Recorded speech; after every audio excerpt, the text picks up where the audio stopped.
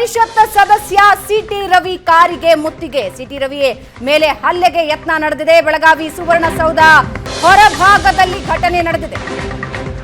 ಇನ್ನು ಲಕ್ಷ್ಮೀ ಹೆಬ್ಬಾಳ್ಕರ್ ವಿರುದ್ಧ ಅವಹೇಳನಕಾರಿ ಪದ ಬಳಕೆ.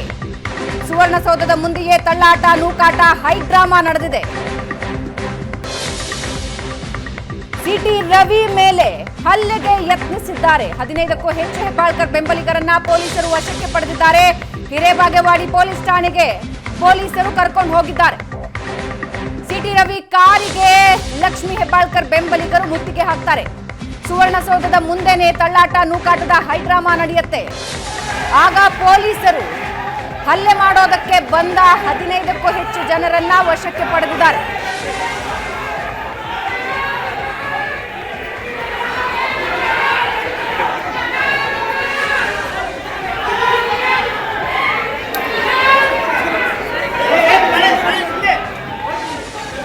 ಸರ್ ಬರೀ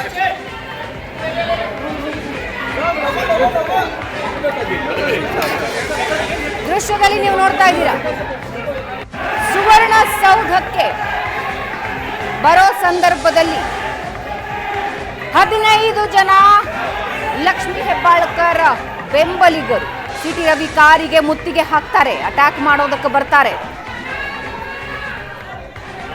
15ಕ್ಕೂ ಹೆಚ್ಚು ಜನ ಬೆಂಬಲಿಗರನ್ನ ಪೊಲೀಸರು ವಶಕ್ಕೆ ಪಡೆದು ಪೊಲೀಸ್ ಠಾಣೆಗೆ ಕರ್ಕೊಂಡು ಹೋಗಿದ್ದಾರೆ. ಹೆಬ್ಬಾಳ್ಕರ್ ವಿರುದ್ಧ ಪ್ರಾಸ್ಟಿಟ್ಯೂಟ್ ಪದ ಬಳಕೆ ಆರೋಪ.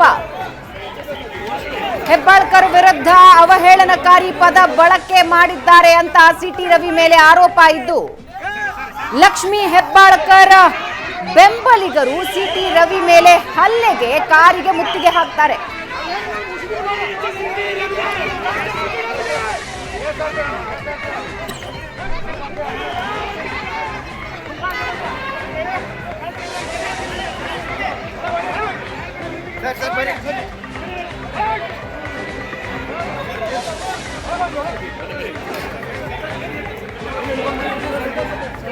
ನೋಡಿ, ಈ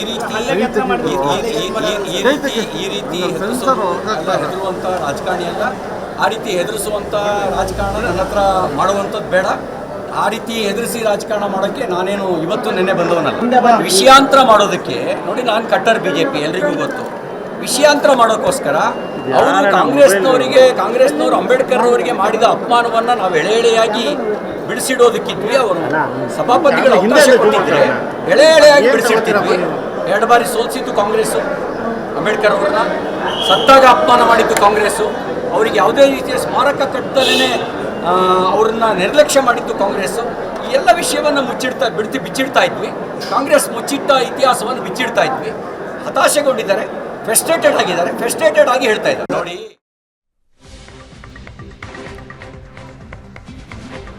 ಈ ಬಗ್ಗೆ ಇನ್ನಷ್ಟು ಡೀಟೇಲ್ಸ್ ಹಂಚ್ಕೊಳ್ತಾರೆ ನಮ್ಮ ಪೊಲಿಟಿಕಲ್ ಬ್ಯೂರೋ ಹೆಡ್ ಆನಂದ್ ಬೈದನ ಮನೆ ನಮ್ಮ ಜೊತೆ ಲೈವ್ ನಲ್ಲಿ ಜಾಯಿನ್ ಆಗ್ತಾ ಇದ್ದಾರೆ. ಆನಂದ್, ಇವತ್ತು ಸುವರ್ಣಸೌಧದ ಸುತ್ತಮುತ್ತ ತಳ್ಳಾಟ, ನೂಕಾಟ, ಹೈಡ್ರಾಮಾಗಳನ್ನ ನಾವು ನೋಡಿದ್ವಿ. ಹಾಗೆ ಪರಿಷತ್ನಲ್ಲಿ ಏನಾಯ್ತು ಅನ್ನೋದ್ರ ಬಗ್ಗೆ ಈಗಾಗಲೇ ಹಲವು ಕಾಂಗ್ರೆಸ್ ಮುಖಂಡರು ಕೂಡ ಅದನ್ನ ವಿವರಿಸಿದ್ರು. ಉಮಾಶ್ರೀ ಅವರು ಮಾತನಾಡಿದ್ರು. ಈಗಷ್ಟೇ ಸಿಟಿ ರವಿ ಅದ್ರ ಬಗ್ಗೆ ರೆಸ್ಪಾಂಡ್ ಮಾಡಿದ್ದಾರೆ. ಒಟ್ಟಾರೆ ಏನಾಯ್ತು ಅಲ್ಲಿ, ಈಗಿನ ಪರಿಸ್ಥಿತಿ ಹೇಗಿದೆ?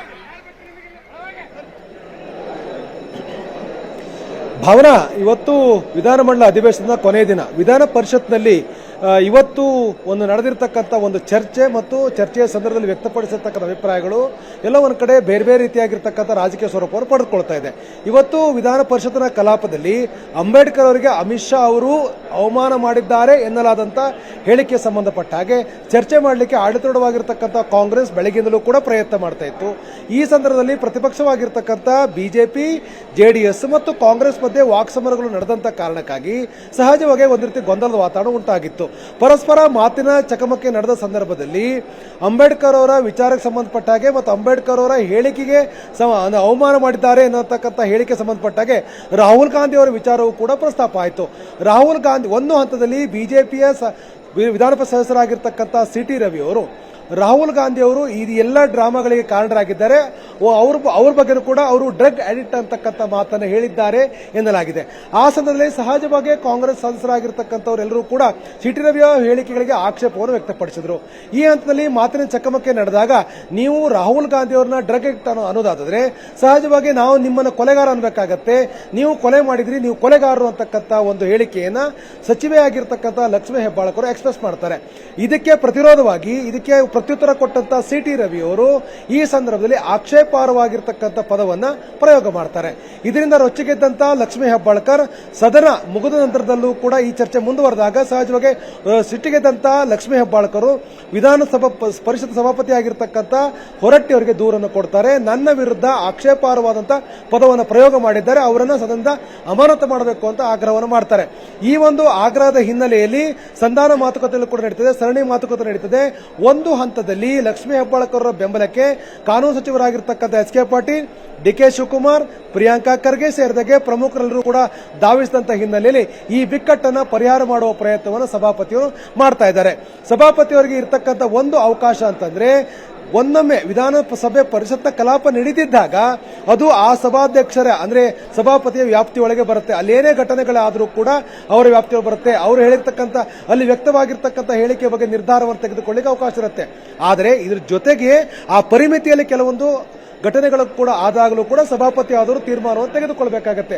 ಹಾಗಾಗಿ ಈ ವಿಚಾರದ ಬಗ್ಗೆ ಯಾವ ನಿರ್ಣಯವನ್ನು ತೆಗೆದುಕೊಳ್ಳಬೇಕು ಅನ್ನೋದ್ರ ಬಗ್ಗೆ ಈಗ ಸಭಾಪತಿಯವರ ಚೇಂಬರ್ನಲ್ಲಿ ಕಂಟಿನ್ಯೂ ಆಗಿರ್ತಕ್ಕಂಥ ಸಭೆ ಮುಂದುವರೆದಿದೆ. ಇದಕ್ಕೆ ಪ್ರತಿಯಾಗಿ ಈಗ ಲಕ್ಷ್ಮೀ ಹೆಬ್ಬಾಳ್ಕರ್ ಅವರ ಬೆಂಬಲಿಗರು ಕೂಡ ಸಿಟಿ ರವಿ ಅವರ ಹೇಳಿಕೆಯನ್ನು ತೀವ್ರವಾಗಿ ಖಂಡಿಸಿದ್ದಾರೆ. ಅವರ ವಿರುದ್ಧ ಹೋರಾಟವನ್ನು ಕೂಡ ಕೈಗೆತ್ತಿಕೊಂಡಿದ್ದಾರೆ. ಇವತ್ತು ಸಿಟಿ ರವಿ ಅವರು ಸದನಕ್ಕೆ ಅಂದ್ರೆ ಹೊರಗಡೆ ಹೋಗಿ ವಾಪಸ್ ಸುವರ್ಣಸೌಧಕ್ಕೆ ಬರುವ ಸಂದರ್ಭದಲ್ಲಿ ಸಿಟಿ ರವಿ ಅವರ ಕಾರಿಗೆ ಮುತ್ತಿಗೆಯನ್ನು ಕೂಡ ಹಾಕಿದ್ರು, ಹಲ್ಲೆ ಕೂಡ ಯತ್ನ ಮಾಡಿದ್ರು. ಈ ಸಂಬಂಧಪಟ್ಟ ಹಾಗೆ ಒಂದು ಗೊಂದಲದ ವಾತಾವರಣ ನಿರ್ಮಾಣ ಆಯಿತು. ಆ ಸಂದರ್ಭದಲ್ಲಿ ತಕ್ಷಣ ಮಧ್ಯ ಪ್ರವೇಶ ಮಾಡಿದಂತಹ ಪೊಲೀಸರು ಪರಿಸ್ಥಿತಿಯನ್ನು ತಿಳಿಗೊಳಿಸಿದರು. ವಿಐಪಿ ಗೇಟ್ ನಲ್ಲಿ ಎಂಟರ್ ಆಗ್ತಿದ್ದ ಹಾಗೆ ಈ ರೀತಿಯಾಗಿರುವಂತಹ ಒಂದು ಮುತ್ತಿಗೆಯ ಪ್ರಯತ್ನಗಳು ನಡೆದಂತಹ ಕಾರಣಕ್ಕಾಗಿ ಸಹಜವಾಗಿ ಒಂದು ಗೊಂದಲದ ವಾತಾವರಣ ನಿರ್ಮಾಣ ಆಗಿತ್ತು. ಅಂತಿಮವಾಗಿ ಪರಿಸ್ಥಿತಿಯನ್ನು ಪೊಲೀಸರು ತಿಳಿಗೊಳಿಸಿದರು. ಈ ಘಟನೆಗೆ ಸಂಬಂಧಪಟ್ಟಾಗ 15 ಜನರನ್ನ ಪೊಲೀಸರು ಈಗಾಗಲೇ ಅರೆಸ್ಟ್ ಮಾಡಿದ್ದಾರೆ. ಇನ್ನೊಂದು ಬಹಳ ಪ್ರಮುಖವಾಗಿರ್ತಕ್ಕಂಥ ಬೆಳವಣಿಗೆ ಅಂತಂದ್ರೆ ಸಿಟಿ ರವಿ ಅವರು ನಾನು ಆ ರೀತಿಯಾಗಿರ್ತಕ್ಕಂಥ ಆಕ್ಷೇಪಾರ್ಹವಾದಂತಹ ಪದ ಬಳಕೆ ಮಾಡಿಲ್ಲ ಅಂತಕ್ಕಂಥ ಮಾತನ್ನು ಸಿಟಿ ರವಿ ಅವರು ಹೇಳ್ತಾ ಇದ್ದಾರೆ. ಆದರೆ ಇಲ್ಲಿ ಬಹಳ ಪ್ರಮುಖವಾಗಿರ್ತಕ್ಕಂಥದ್ದು ಸದನದ ಒಳಗಡೆ ಒಂದು ಸಲ ಸದನ ಅಡ್ಜರ್ನ್ ಆದ ನಂತರದಲ್ಲಿ ಯಾವುದೇ ರೀತಿಯ ಆಡಿಯೋ ವಿಡಿಯೋಗಳು ಸಹಜವಾಗಿ ಸಿಗೋದಿಲ್ಲ. ಆದರೆ ವಿಡಿಯೋಗಳು ರೆಕಾರ್ಡ್ ಆಗಿದ್ದಾವೆ, ಬದಲಾಗಿ ಆಡಿಯೋಗಳಿಲ್ಲ, ಆಡಿಯೋಗಳನ್ನ ಆಫ್ ಮಾಡಿರ್ತಾರೆ. ಆ ಕಾರಣಕ್ಕಾಗಿ ಸಹಜವಾಗಿ ಒಂದು ರೀತಿ ಗೊಂದಲದ ವಾತಾವರಣ ಇರ್ತಕ್ಕಂಥ ಯಾವ ನಿರ್ಧಾರ ತೆಗೆದುಕೊಳ್ಳಬೇಕು ಅನ್ನೋದನ್ನ ಈಗಾಗಲೇ ಎಲ್ಲರೂ ಕೂಡ ಗಮನಿಸ್ತಾ ಇರತಕ್ಕಂಥದ್ದು. ಸಭಾಪತಿಗಳು ಯಾವ ನಿರ್ಣಯವನ್ನು ತೆಗೆದುಕೊಳ್ತಾರೆ ಅನ್ನೋದ್ರ ಮೇಲೆ ಮುಂದೆ ಒಂದು ರಾಜಕೀಯವಾಗಿರ್ತಕ್ಕಂಥ ಸ್ವರೂಪವನ್ನು ಪಡೆದುಕೊಳ್ಳಬಹುದು ಅಂತಕ್ಕಂಥ ಮಾತುಗಳು ಕೇಳಿ ಬರ್ತಾ ಇರುವಂತದ್ದು. ಭಾವನಾ, ಈಗ ಕಾಂಗ್ರೆಸ್ ನಾಯಕರು ಏನು ಹೇಳ್ತಾ ಇದ್ದಾರೆ, ಆ ಜೊತೆಗೆ ಬಿಜೆಪಿ ನಾಯಕರ ಪ್ರತಿಕ್ರಿಯೆ ಏನಿದೆ? ಕಾಂಗ್ರೆಸ್ ನಾಯಕರು ಹಲವರು ಹೇಳಿದ್ರು, ಈ ರೀತಿ ಹೇಳಿಕೆ ಕೊಟ್ಟರಂತೆ, ಹೊರಗಡೆ ನಾವು ನಿಂತಿದ್ವಿ, ನಮಗೆ ಗೊತ್ತಿರಲಿಲ್ಲ, ಆಮೇಲೆ ಒಳಗೆ ಬಂದ್ವಿ, ಆಮೇಲೆ ಗೊತ್ತಾಯ್ತು ಅಂತ ಹೇಳ್ತಿದ್ದಾರೆ. ಮತ್ತೊಂದು ಕಡೆ ಬಿಜೆಪಿ ನಾಯಕರು ಏನಂತಿದ್ದಾರೆ? ಎಸ್, ಇಲ್ಲಿ ಎರಡು ವಾದಗಳನ್ನು ನಾವು ಗಮನಿಸಬಹುದಾಗಿದೆ. ಆಡಳಿತಾರೂಢವಾಗಿರ್ತಕ್ಕಂಥ ಕಾಂಗ್ರೆಸ್ನ ಬಹುತೇಕ ಎಲ್ಲ ಮಹಿಳಾ ಸದಸ್ಯರು ಮತ್ತು ಈಗಾಗಲೇ ವಿಧಾನಸಭಾ ಸದಸ್ಯರೆಲ್ಲರೂ ಕೂಡ ಸಿಟಿ ರವಿ ವಿರುದ್ಧ ವಾಗ್ದಾಳಿಯನ್ನು ಮುಂದುವರಿಸಿದ್ದಾರೆ. ಸಿಟಿ ರವಿ ಅವರು ಆಕ್ಷೇಪಾರ್ಹವಾಗಿರ್ತಕ್ಕಂಥ ಪದವನ್ನು ಪ್ರಯೋಗ ಮಾಡಿದ್ದಾರೆ, ಅವರ ವಿರುದ್ಧ ಕ್ರಮ ಆಗಬೇಕಾದ ಅಸಂವಿಧಾನಿಕವಾಗಿರ್ತಕ್ಕಂಥ ಒಂದು ಪದವನ್ನು ಪ್ರಯೋಗ ಮಾಡಿರ್ತಕ್ಕಂಥ ಹಿನ್ನೆಲೆಯಲ್ಲಿ ಅವರನ್ನು ಅಮಾನತು ಮಾಡಬೇಕು ಅಂತಕ್ಕಂಥ ಆಗ್ರಹವನ್ನು ಮುಂದುವರಿಸಿದ್ದಾರೆ. ಹಾಗಾಗಿ ಸಭಾಪತಿಗಳಿಗೆ ದೂರು ಕೊಟ್ಟು ತೀರ್ಮಾನ ಆಗೋ ತನಕ ಕೂಡ ಸದನ ನಡೆಯುವುದರ ಬಗ್ಗೆ ಯಾವುದೇ ರೀತಿಯಾಗಿರ್ತಕ್ಕಂಥ ಅವಕಾಶಗಳನ್ನು ಕೊಡೋದಿಲ್ಲ ಅಂತಕ್ಕಂಥ ಮಾತನ್ನು ಹೇಳ್ತಾ ಇರುವಂತದ್ದು. ಇದು ಒಂದು ಕಡೆ ಆದರೆ, ಇನ್ನೊಂದು ಕಡೆ ಸಹಜವಾಗಿ ಪ್ರತಿಪಕ್ಷವಾಗಿರ್ತಕ್ಕಂಥ ಬಿಜೆಪಿಯ ಸದಸ್ಯರುಗಳು ಸಿಟಿ ರವಿ ಇಂಥ ಆಕ್ಷೇಪಾರ್ಹವಾಗಿರ್ತಕ್ಕಂಥ ಪದವನ್ನು ಪ್ರಯೋಗ ಮಾಡಿಲ್ಲ, ನಾವ್ಯಾರು ಕೇಳಿಲ್ಲ ಅಂತಕ್ಕಂಥ ಮಾತನ್ನು ಹೇಳ್ತಾ ಇದ್ದಾರೆ.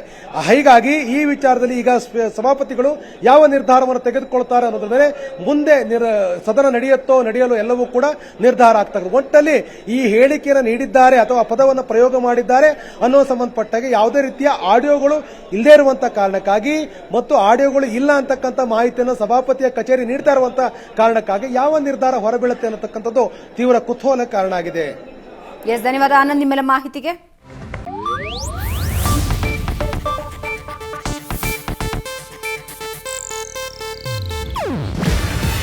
ಇದು ಏಷ್ಯಾನೆಟ್ ನ್ಯೂಸ್ ನೆಟ್ವರ್ಕ್ ಪ್ರಸ್ತುತಿ. ನೀವು ನೋಡ್ತಿದ್ದೀರಾ ಏಷ್ಯಾನೆಟ್ ಸುವರ್ಣ ನ್ಯೂಸ್.